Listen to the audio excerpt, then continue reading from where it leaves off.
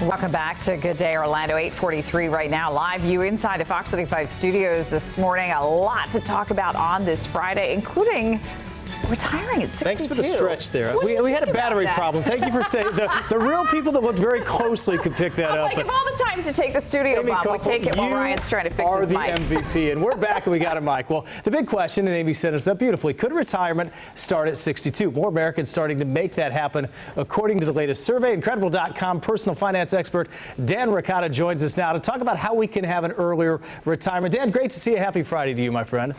Hey, Ryan, how are you? I'm doing great. Well, let's talk about, the question is why are Americans retiring earlier? But I think it's easy to understand why. They've worked their whole lives.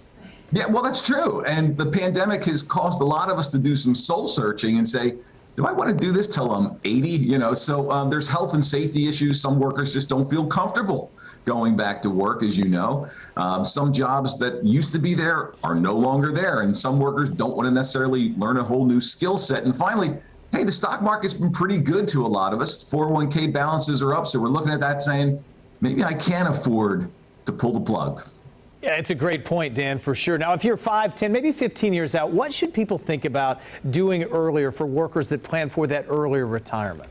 Yeah, I like that. So first, max out that 401k, no matter where you work, whether it's a nonprofit or a regular company, whatever it may be. If you've got a retirement plan at work, try to put as much as you can in there. That is the secret to long-term retirement wealth. Just takes just takes time and effort. Pay down that high interest debt. If you've got credit cards the size of Wyoming, now's the time to whittle those down.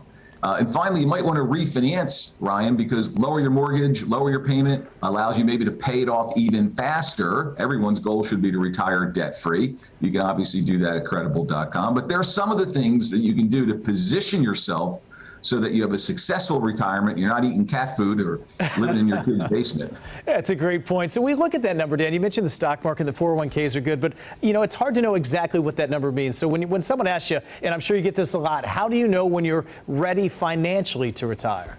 The old rule of thumb, and it's not so bad actually, is if you can replace 70% of your income during retirement, you should be okay, right? So use that as kind of a rule of thumb. If you're debt-free, that really helps. I work with a lot of retired folks across the country, and they'll tell you one of the best feelings is when you know you have no payments to make, right? So that's a pretty good feeling. And finally, plan for healthcare expenses. Hearing aids aren't covered usually, right? So in our business, we're going to need them. So let's make sure that we have some money stashed away for those extra healthcare expenses when we're retired. That's some great points for sure. Gets me ready for the weekend and thinking about retirement as well. Dan, great to see you on this Friday. Some great tips. Thanks, Ryan. Take care. You as well.